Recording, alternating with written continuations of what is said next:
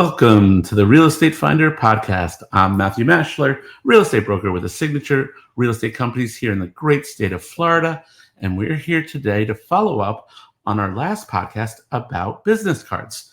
We received a few questions about business cards, and I was going to actually record some of it in YouTube. So I'm going to put on the podcast button and record simultaneously the YouTube and the podcast, and we'll answer some of the questions you had for us. All right, so stay tuned. It's 2026, and someone asks you for a business card, but you don't have one, either on purpose because you are so modern you choose not to have a business card, or you simply forgot. So what should you do about business cards in this era in 2026? Should you carry a business card? Stay tuned. Let's discuss. The other day, I did a podcast episode about business cards. I talked a little bit about why I carry a business card, why I always carry a business card. And there's been a lot of discussion about business cards that stems from that. So I really want to talk about it because there are times when you go out and you meet another person. I do a lot of networking. Being a real estate agent means going out there and meeting people. I meet people that are potential customers, potential vendors, people in the real estate industry. And every once in a while, I'll ask someone for a business card and they don't have it. They don't have one. So we have to talk about why. Why don't they carry a business card?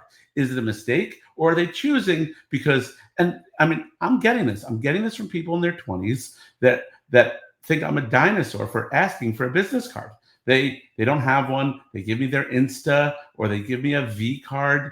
And, that's all well and good, but there's a reason why certain things have stood the test of time. And I know we all want to be environmental or fiscally responsible and not incur the debt, but they don't cost a lot of money. They're easy to carry. Personally, when I do shopping, if you go to any luxury stores, Louis Vuitton or Hermes or Goyard, they're always selling business card holders, right? That should tell you something. As a salesman, do you want a customer that shops in a luxury store, right? You want a customer who does. They're the people that have money. They're going to buy nice houses. They're carrying business cards. And sometimes taking out that business card holder even shows the other person that you are successful and doing well in your shopping in these stores, which could also add a whole nother level of complexity to your networking, to making introductions. Really, for me, anything I can do, anything I can wear, anything that I can have that's going to start a conversation, introduce me to the right person, get me into the room where it happened. It's a very popular slogan, and it's still true in 2026. You want to be in the room where it happened. You want to do these things that other successful people do. That's really the number one goal. Copy successful people. Do what successful people do. It can lead to success on your own.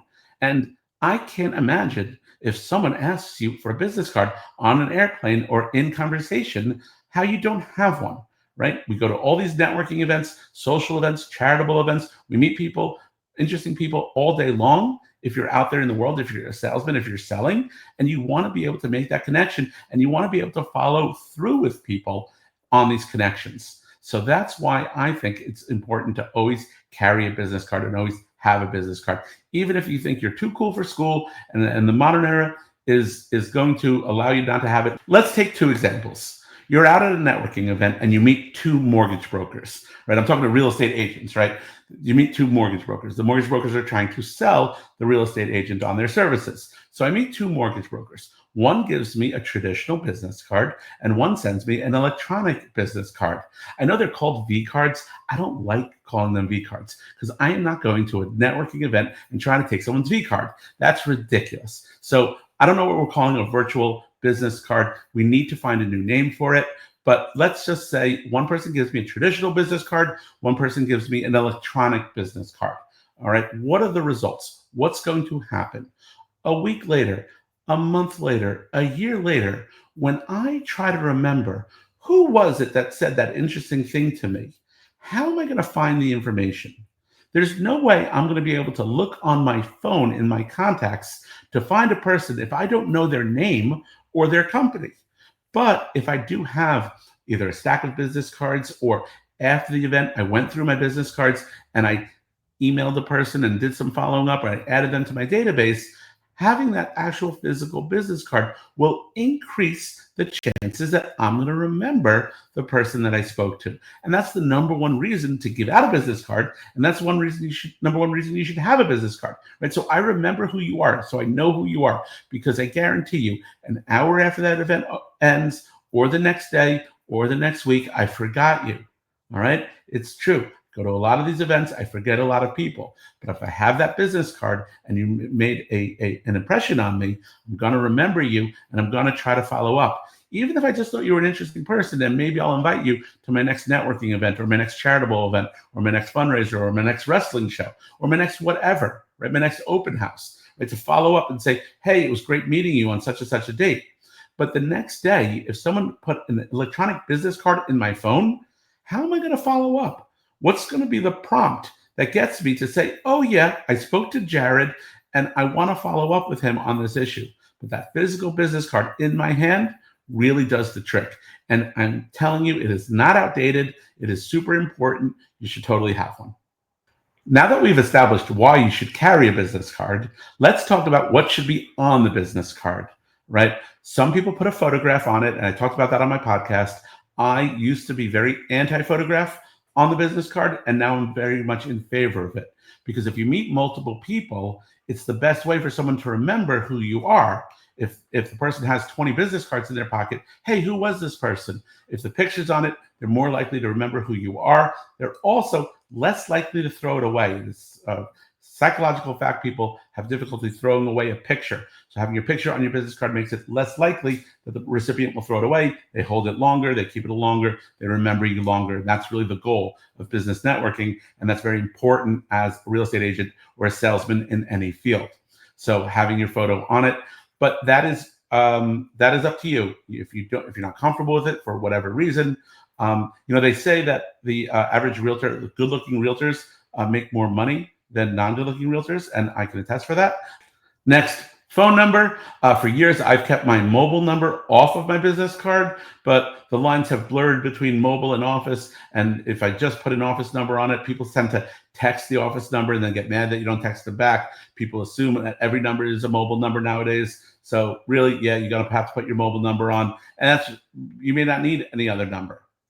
You don't need an address, especially if it's a virtual office or an office that you're not in very often. I don't think it's super important to put an address on a business card, especially if you have multiple locations or if you operate in multiple cities or states. Obviously, if you have a prestigious address, something with the word Meisner in it, if you're in Boca Raton, or if you're on Fifth Avenue, New York City, and you want to include your address because that's part of your branding, absolutely go ahead and include that. Email address, for certain, you're going to want to include that. If you're a real estate agent, you need the name of your brokerage. So if you're one of my agents, you don't need my name on your business card. You need Signature Real Estate Finder on your business card. But if you're at Compass or Coldwell Banker or whatever, you need to put the name of your brokerage on your business card if you are a real estate agent. So name, phone number, email address, company. You could have your title. You don't have to have your title. I always imagined if I was retired, right, I would just have my name, email address, and phone number. So wouldn't even necessarily have a company, right? But at least you have that. What else needs to be on your business card? I don't think you need a tagline. I don't think you need a joke. I don't think you need to have your elevator pitch on your business card. Some people like to put a QR code, and I think that's important if you don't have a short email address, if it's a very long email address, or if it's your company's with a slash, then maybe you want to use a QR code. But if you have a nice, easy to remember website like Real Estate Finder, you might not need a QR code. So really, that's up to you. Linktree. I don't like to advertise for-profit companies unless they're compensating me. But Linktree is another great way to create if you're not familiar with it, it creates basically an online business card. It can have links to all of your social media and all of your different websites, etc. And then you can create a custom URL with them. So that way your business card only has one URL on it. So that could be a convenient way to do it. Or if you have your own website, I think only one website. I wouldn't put, don't put like your company website, your personal website. I don't like, this is just my opinion, I don't like the social media logos, right? When people have the little F for Facebook and the bird for Twitter/X or the Instagram camera, to me, those things are supposed to be clickable. So if it's on a website, someone can click it, that's fine. But when you put that on your business card, I don't see why you're putting those logos on. If you're putting it next to your handle, the LinkedIn logo next to your LinkedIn handle, the Twitter logo, X logo next to your Twitter handle, that's fine. But just putting those logos there for no reason, I don't understand why somebody would do that. I don't think you need other little logos or shapes and business affiliations or networking clubs. Just depends on if you're trying to fill the space. Sometimes less is more. Sometimes it is very much a question of do what I say, not what I do. Because if you look at my business card, it can get long. It can be a mess. I have on the flip side, because there's valuable space on the back, right? Why give out an empty piece of paper? Less is more, but yeah, why give out an empty piece of paper? So I like to put some other information on the back. It could be, if you don't, it could be a favorite saying or quote. It could be other business interests or other clubs or anything else you're trying to sell or promote. So I think that's a very important thing to consider, what should be on the back of your business card. Pro tip, you're designing your business card, please use a clear font, something that's easy to read, not too small, not script. You want people to be able to easily read the words that are written, the numbers of your phone number, the letters of your email address. So use a nice clean font, big letters. You can choose the style, exact what fits you best, obviously. You want to use a font and a style and marketing that fits your niche or represents you, but just make sure it is legible. Something we absolutely offer to all of our agents at the Signature Real Estate Company is free business cards. When someone signs up on our team, they get business cards. That's how important I believe they are, and we do refills. One thing I will say to you, if I give you 1,000 business cards and then you run out and ask me for more, if you haven't made a sale, I'm going to question that. All right, 1,000 business cards, you should at least make, one sale, two sales. Don't come to me with new business, asking for new business cards if you haven't sold any real estate after you use up 1,000. So what works for you? All right, let me ask. You're watching this video. Do you have any tips? Did I forget anything? What is your best tip or technique or trick for your business card? Feel free to post it in the comments. Post a picture of your business card in the comments. That way I get to know who you are and what you do. One of the things I said on the video, I don't think I was recording, is we caught someone on a Zoom this morning, company-wide Zoom. We start the week with a Zoom. They were in bed, head on a pillow, right? You always want to be professional, right? So carrying a business card, it shows that you're professional. It shows that you're serious. That real estate is not your part-time job, your ancillary activity, even if it is, right? Even if during the day you work at Best Buy, right? When you meet someone, you want to carry that real estate business card, or and whatever it is you're doing. You're a musician, whatever it is you're doing. Can you imagine you're a musician, you don't carry a business card because you think you're too cool, and we get into a conversation, I want to book you for a party, I don't have your information, and I'm not following you on Instagram, I don't follow back. I got a ratio to deal with. All right. So what do you think? Let me know if you disagree with me, you want to talk more about business cards, we can talk in the comments, or you can come on the podcast one day. We can have a discussion. Thank you for joining us on the Real Estate Finder podcast.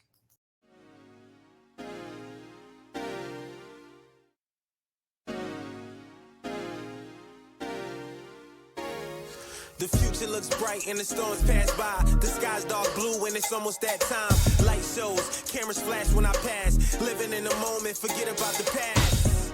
They save the best for last. Matthew Mania, we about to make a splash. Life is a marathon full of sharp turns. Gotta keep pace while the hands on the clock turns. High stakes, 5-star real estate. I run a show, you can tell the boss in the place. Electricity, energy, it vibrates. I'm always on time even if I'm late. I make dreams come true, living my life, hope the same for you. Success in my sights, got a real clear view. If you don't know the time, I'll give you a clue. You know what time, you know what time, you know what time it is. Yeah. You know what time, you know what time, you know what time it is. You know what time, you know what time, you know what time it is. You know what time, you know what time, you know what time it is. You know what time it is. You know what time it is. You know what time it is. Matthew Mania, the time is his. You know what time it is. You know whose time it is. You know what time it is. Matthew Mania, the time is his. Yeah, got him shook, scared, can't look. We're not afraid of the big.